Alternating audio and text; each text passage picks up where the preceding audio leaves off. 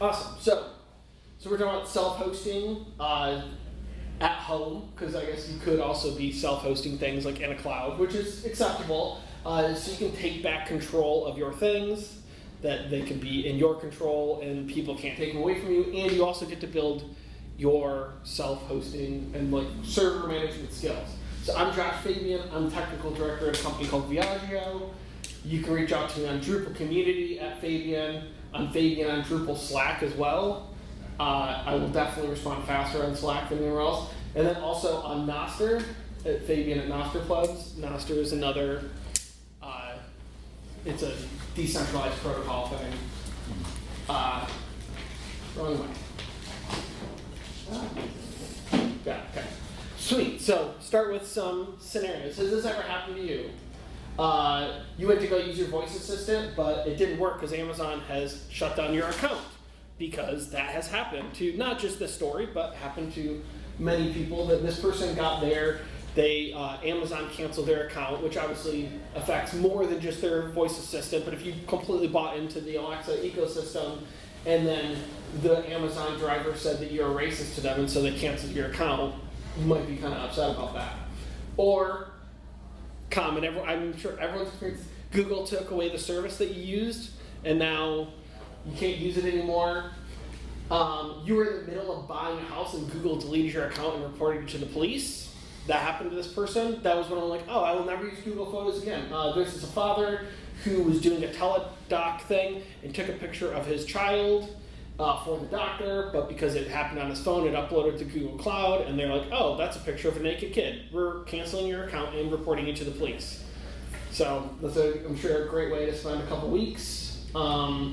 And then less crazy examples, like Netflix removes a show you like, or any of those streaming services, or a service increases their price or removes one of the features that you just really needed. That happens all the time. Or I just saw, it was like just the other day, I think it's a European thing, but it's a thermostat that has an app, and they're like, actually, no, we're going to make you have to pay money if you want to control your thing. You're like, but now I've already installed this like $100 piece of hardware, and now you're like, you got to pay us $5 a month, when that's not what it was when I bought it. And we're like, ah. So how do we stop that from happening? So there must be a better way. And the self-hosting way is the more scary way, but there is a different way. We can do this. So there, I'll go through some quick like gateway drugs to self-hosting, of like ones that most people have heard of and how they get into it. So Plex is personally how I got into self-hosting. Once people take away all your stuff, or you just want to be able to watch things when your internet goes out, because depending on where you live, maybe that's a thing that happens all the time. So Plex, it holds media, and then you can watch it anywhere, on your TV, on your phone, on your laptop, anywhere and across the world, as long as you have decent enough upload speed at your house. But inside your house, obviously, it's not a problem if you just want to have a movie and then play it on your TV. But haven't they started this? Yes, there's another option too. The paid stuff. Yes. So Plex is a not open source one. So you can host it yourself, but it's not open source. So there are some potential issues with it. I am still using Plex, but I also use Jellyfin now. And I have an example how to spin up both. But Jellyfin is basically, it's the exact same thing. It's not as new, or it's not as old, so it's not completely as polished. And the biggest issue with Jellyfin, well, I would say there's two. If you do live TV, Plex is better because you have to pay. If you want like the program guide of what's on, that's a paid service, and Plex pays for that. So you can do it with Jellyfin, but you got to find a provider, and then it costs you, $1 a month or something. But whatever. And then the other one is if you're trying to share your media with other people. So like my brother-in-law can watch things off my Plex server. Getting him to do it off my Jellyfin server is a little bit more complicated because Plex hosts some remote server that lets it know how to talk, and I don't want to open up my server to the whole world just to let one person watch stuff. There's Home Assistant. This is another like super awesome one. It's all of your smart home stuff on a single interface, and if you build things the right way, the way that it works great, that you can like disconnect from the remote internet and everything still works. Which doesn't have to be, an apocalypse scenario to where it's useful. If I go and I flip the light switch and it's got to go talk to like Google Cloud and back down, there's a 1 second delay. But if it all stays within my house, it's super quick. But a cool thing about Home Assistant is if you have Alexa items and Google items and Apple items and all of those, it will put them on one interface for you. So even if you haven't like built everything from the ground up to work in Home Assistant, it can connect with tons and tons of stuff. And it has a phone app, and it's free. They have a paid thing if you want to. Basically, it's like, hey, I want to throw money at the developers, but it does give you, it does do speech to text. Like if you want an Alexa type of thing, you can run those voice servers yourself, or for $5 a month, you can use theirs. So there are some advantages to it. Another one is Nextcloud. Nextcloud is like a Google Drive or Dropbox replacement, and you can do. So I do know like some like local governments or companies run Nextcloud instead of paying for Google Drive or whatever, because you can do collaborative document editing. You have a Dropbox type of thing, everyone can control their files, and there's permissions of like, if I upload this file, it's only viewable to me unless I throw it in a shared folder. Everything you'd expect. It's in Nextcloud, which is written in PHP. So Is that free? Yep, open source. Yep. Cool. So all you need is a computer and an internet connection. Now the computer, people do it on old laptops. You can do it on Raspberry Pis. I run some of my stuff on an old.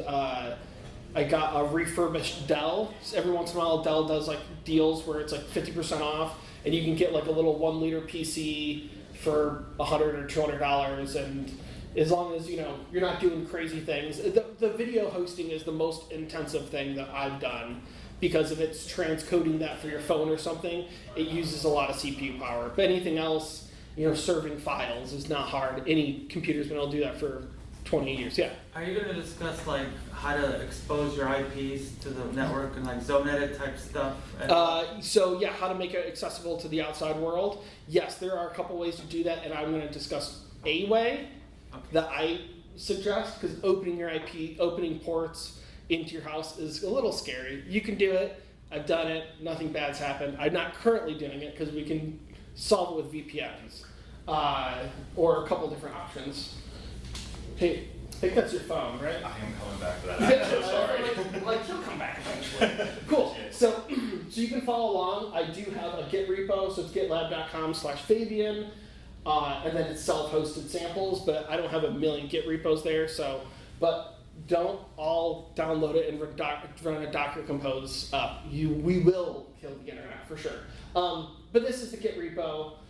So this is some services that I thought was like a little mix of a couple things that you definitely can get spinning. So there's like a budgeting service, actual budget, if you want a budget service. Obviously with that, you don't get it like auto pulling in your bank account statements and stuff. That has to be a paid feature. Audio bookshelf, if like Audible takes away books or they're hidden behind DRM, you can buy books, and I think you can get audiobooks from libraries too. I don't know if those are DRM free, but then it's, you have your own server that hosts all these audiobooks and you can play them on your phone. Byte Stash is one that I started using recently. It's basically like a private stash bin with a decent search, and because it's private, I don't feel bad pasting in snippets with like API keys in it, because it's only on my computer, but then it's like whenever I have to go do something on one client, I'm like, this is a process I do like once a month.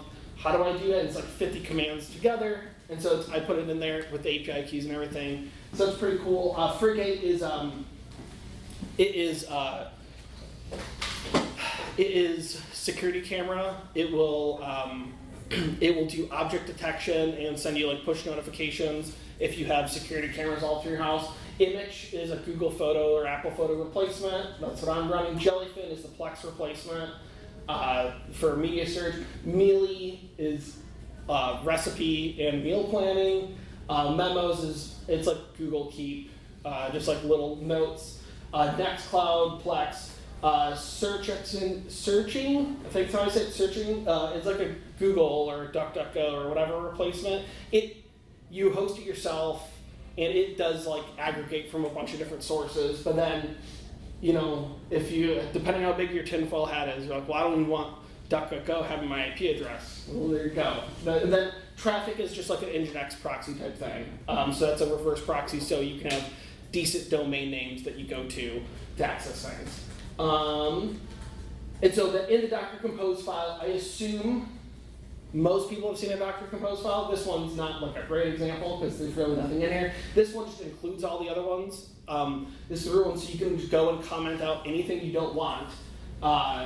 And then then we'll go to start with Mealy. So the reason I want to start with Mealy is it is a single Docker image, and then it's all self-contained. So it's super easy. You don't have to configure the app and then the database and then a Redis server, because once you get into more bigger ones, like the Immich one, I think it's like 5 or 6 containers, and obviously that's a little bit overwhelming to look at first, but it's single container, and we can get it spun up in just like 1 minute. Yes?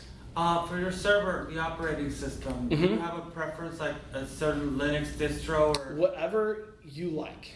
Whatever, I mean, you can do it as long as it has Docker or like Podman or something that's the same deal, you can use that. On my server, am running Arch Linux because I'm a crazy person, but it's basically because I'm the most comfortable with their package manager. But I mean, for the work ones, they're normally like Debian or Ubuntu. I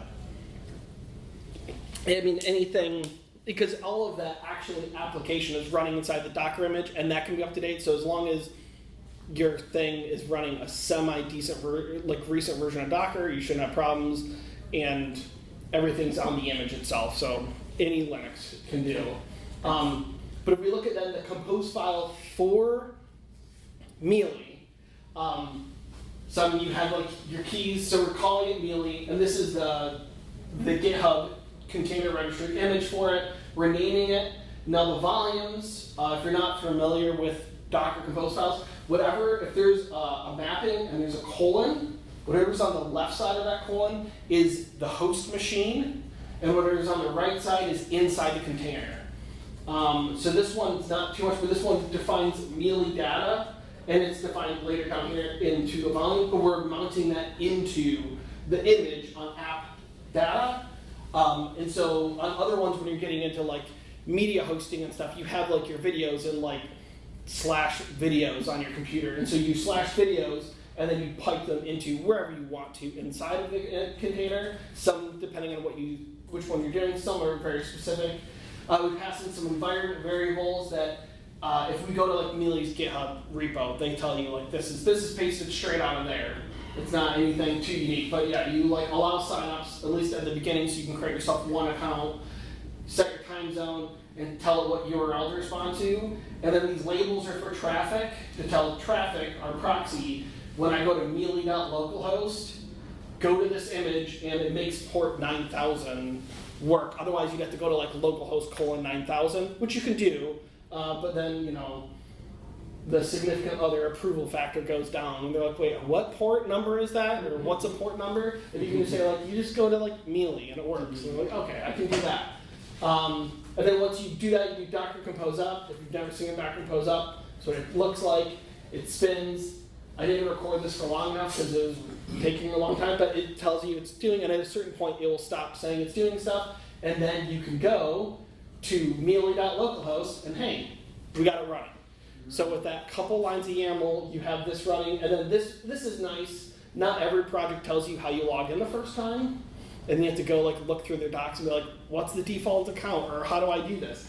They're like, hey, this is what you do, and then so you create an account, and then you can go add recipes, and there's like my great grandma's pierogi recipe that I took off index cards and put in here, and now it's saved, and I can share it with people, and it's good. And then it also, don't need to go too much into Mealy, but also like lets you like find a recipe online and it'll import it for you. So you don't have to read their life story every time you want to make the recipe. You can just go straight into the recipe. All the recipes They do. today And then, are yes. crap. They're Yes. so full of ads. Yes, Pop-ups. and then it also does like math. If you program it saying like this does 8 people, and you say I need to do 12, it will do the math on all the things for you. Nothing too crazy. But so Nextcloud, this one's slightly more complicated because it's 2 containers. You can do more. Some people also add Redis in front of Nextcloud, and that obviously does speed it up. But you don't have to. You just need an application and a database. Like I said, it's PHP and MySQL for Nextcloud. So then if you look at that compose, we're also, like I said, it is in the Git repo because they're kind of small. But then we also added in here the idea of environment variables. You can do a .env, define an environment variable, and then in your YAML, you can do the $ in the brackets, and you can pass that in. So that way, you could push up this repo, not push up the .envs, and you're not sharing your passwords. And so on there, we create, this is MariaDB, but so MariaDB default, and then whatever we name it is important later, because whatever you name it is its hosts inside of Docker. So the host for the database is Nextcloud-MariaDB.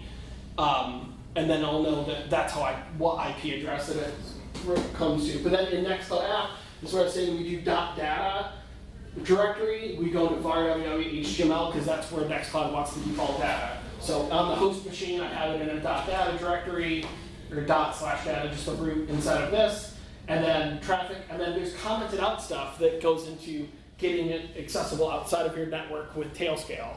But it's commented out, but it's there, but we'll go more into that later. And then you go there, and then here you go. Here's your first thing. And when I say like the database host is Nextcloud_MariaDB port 3306, and then you have Nextcloud installed from that one YAML file, and they have the recommended apps. They have a calendar? They have a calendar, so I use it as my calendar, as my contacts, because if you like switch between Apple and Google phone stuff and your contacts lose them, well, if you just keep them here in your email client, then they just will sync across through like the Nextcloud app on your phone.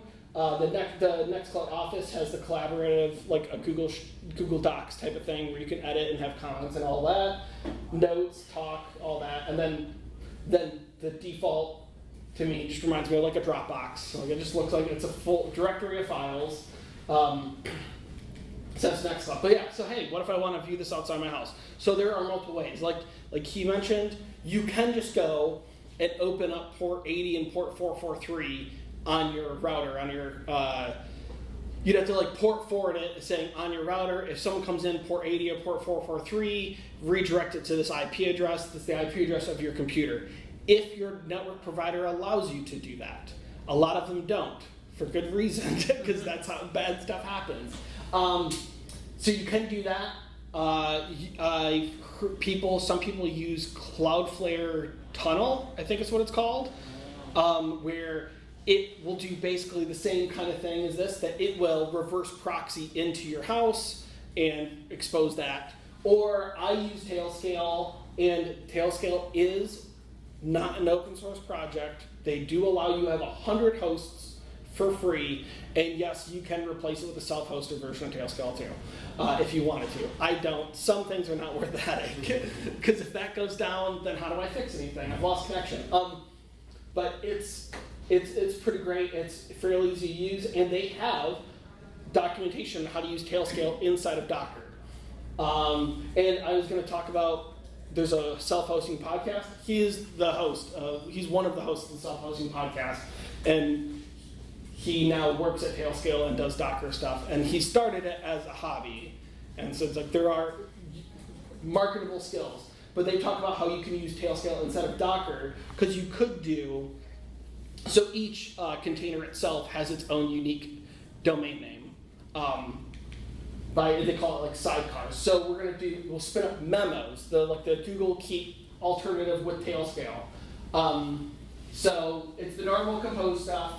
We have, the difference we do is we set a network mode, and we say the network mode for this one is dependent on the service of memos, of the service of TS memos, TS for Tailscale, and we're saying it depends on Tailscale memos. So that's in Docker Compose. You say don't spin this up until it's ready, and then if that goes down, then it knows that can't work, and it's going to try to get it back up because it needs that, because that's networking. And then the image that we pull in for that is Tailscale, and then this is straight just copied from what they say to do, and you create like a one-time use API auth key, and then it'll log you in, and then it pulls in this config memos.json. You can name it whatever, but I name them the same as the service to make my life easier. And the important part is when you look at the memo stuff, everything, all this is always the same, except for this.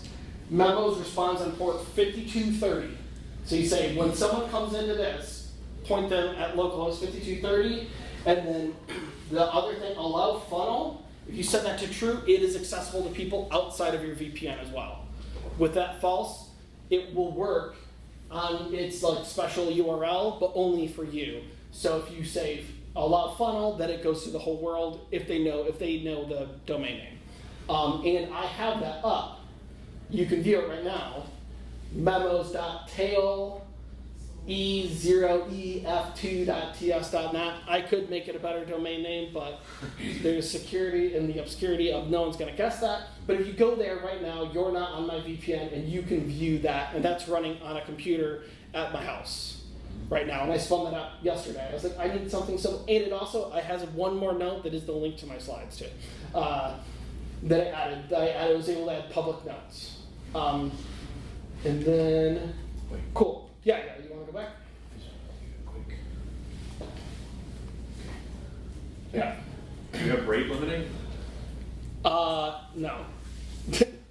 I mean, I'm sure there's a way. So with Tailscale, so with traffic, because when you're doing this, you're accessing it straight through Tailscale. So I'm not sure, but when you're doing it not this way, and you're doing it just through through traffic or an Nginx proxy, then yeah, obviously I know how to implement it there. I don't know. I've never shared one of my Tailscale URLs publicly before. I don't know what's going to happen. So, You're going to get DDoS. yeah, I mean, I'm going to spin it down in a day or two. Before there's a video, I'm spinning it down.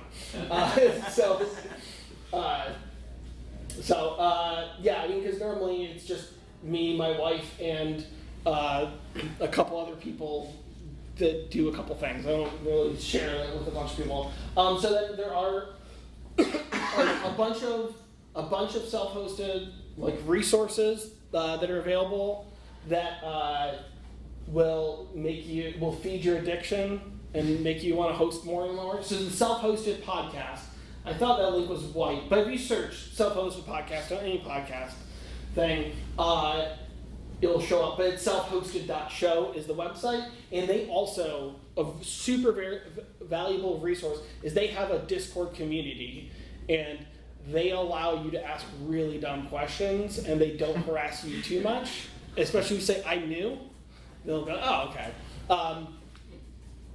But they have a podcast where they just talk about cool things. The past couple weeks they were talking about weather terminals, setting up weather terminals and having super accurate weather terminals inside of your Home Assistant dashboards.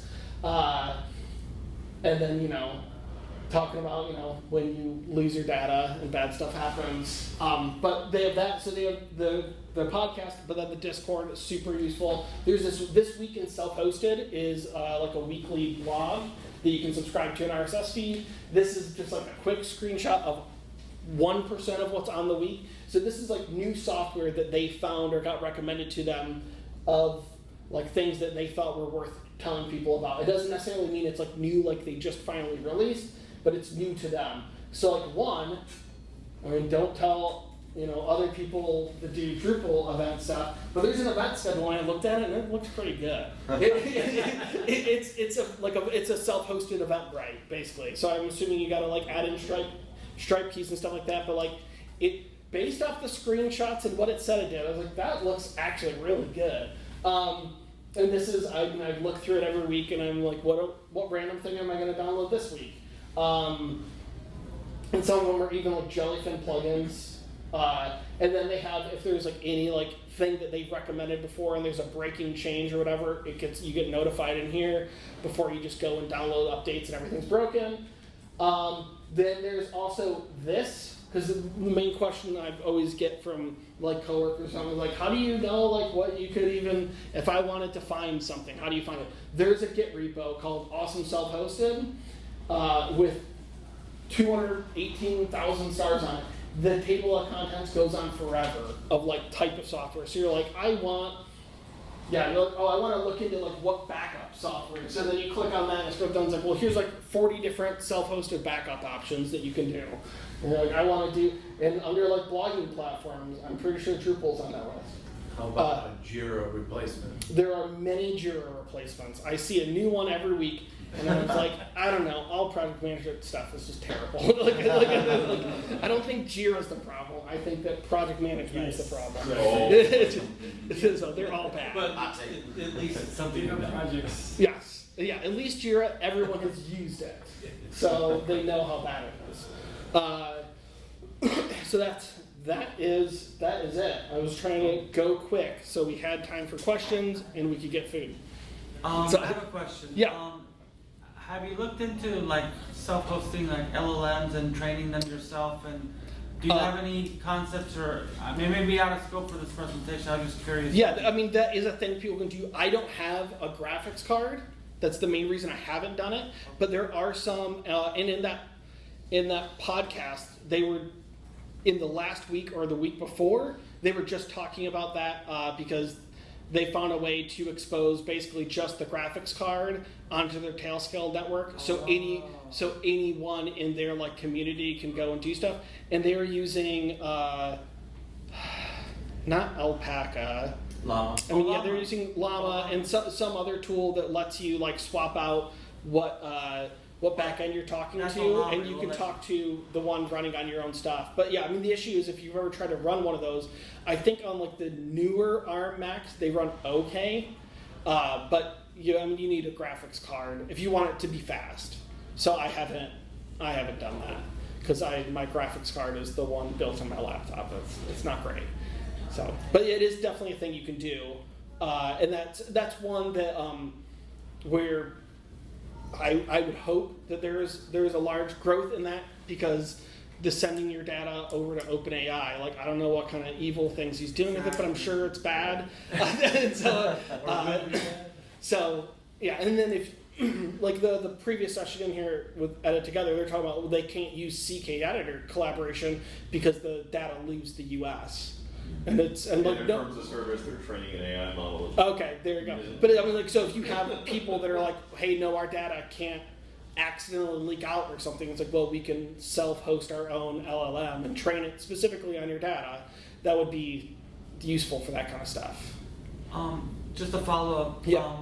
If you're doing anything where you're going out, like not specifically web scraping, but are there any strategies for like not exposing your IP so that it doesn't get blocked and then you're basically not allowed to, do you have any strategies for that or you're not doing anything like that? Yeah, I'm not scraping any stuff. I mean, when I've done it for like work before, I just do it slow.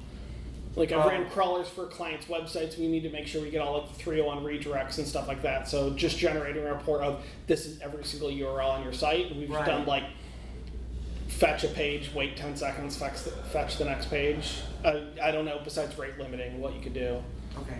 I mean, or you create like a swarm of computers and they all do different things from different IPs. I know there's external services where you might use them to kind of use their IPs. Yeah. That way you're not blocking your home IP from doing, I was just curious. Yeah, I mean, you could just spin up a server like in Linode or AWS or Jellyfin or whatever and do it from there then. Yeah. And then if they block it, you tell it to give you a new IP. Yeah. Right? So do you stay up late at night wondering if your drives are going to fail? Like, do you have any redundancies set up to? So I don't do that. So there's a thing called Scrutiny that gives you like a web interface for the smart status of all your drives. I have lost every single drive before. But I restored it from backup. It took a while, but I restored it from backup. So I'm using, a lot of people don't recommend it anymore, but I'm using this one called Duplicati, and I guess there's better ones, but that's the one I set up forever ago, and it still has worked, and I've restored. But it sends in encrypted backups of the data I care about, of like Immich and Nextcloud. It sends those to AWS S3 bucket. And it only sends like the changes, so it's not like it's a new 1 terabyte every night or whatever. It is, incremental of like, oh, they added 5 gigabytes, so here's a new thing with that. I don't know exactly how it works, but it does do that. Yeah, I mean, obviously you would do, if you only have all of your data stored on a computer inside of your house, and you're like, I'm not going to use Google Photos anymore, it's all in this one computer. you are going to be really upset one day when it goes down. And that's why I'm like, okay, cool. It'll go up to, it's encrypted into S3, so no one can view them or anything like that. But then it's not in 5 years. My wife's like, you've betrayed me. Why did you tell me to stop doing this? Now we've lost all the pictures of our babies. So I'm sorry. So. So I think I have a bunch of like old HDD drives. Have you had any experience like I know that solid states are way faster. Yeah. Can some of these old drives like still? Yeah, I mean that's what I'm using. I mean for storage, I mean, yeah, there's speed issues with doing those, but like if you're watching a movie off of it, it doesn't really matter. The SSDs cost a lot more. If you have a lot of people using it, you would notice it. Some people do like a tiered cache system type of thing, where they have like 10 terabytes in SSDs, and then 50 terabytes in spinning hard drives, and somehow the computer knows what to put where. So things you access more often go into the SSDs. I don't do that. I mean, like databases, and so I have like my computer boots off an SSD, and it has that, and like databases and things like that are there, but then like actual media files and stuff, they're on the spinning disks, and that's why they're backed up. But yeah, I mean the issue is like I moved one time, and every single hard drive I plugged it in and didn't work. So You should have an NAS. Oh yeah. yeah. And if you have a NAS with like RAID also doesn't necessarily mean it's a backup, but you can lose a drive and hopefully not lose everything. There are things you can do. It just how much money do you want to spend? Isn't TrueNAS is an open source NAS? Yeah, TrueNAS is You still need the hardware component. Yeah, if you want to do that, like a NAS type thing, and you can build your own. I mean, if you do a Linux computer and then you have a pool of drives and you can build it all. But yeah, TrueNAS is one that people use. I could be wrong, but I think it's the one that the main issue is people are just like it's complicated to get set up. Maybe TrueNAS is not the complicated one. I'm not totally sure, but it's but like anything else. Invest in Synology. Yeah. So it's not that expensive. I Synology. cool. Anything else? Will you share the presentation? What's up? Will you share the PowerPoint? Oh yes. So so the link's super long, but I did do. If you go to this URL, if you go to that URL, the self-hosted notes, there is a link to the presentation on there. Thank you very much. You'll have to get it in like the next day or two because I'm going to spin that down before. Okay, I'm gonna try and get it. Before Nate But DDoSes my. Well, don't you have a link on the session page too? Oh, I probably can go add the link there. Yes, I can go do that too. Yeah. Great. So Thanks. sweet.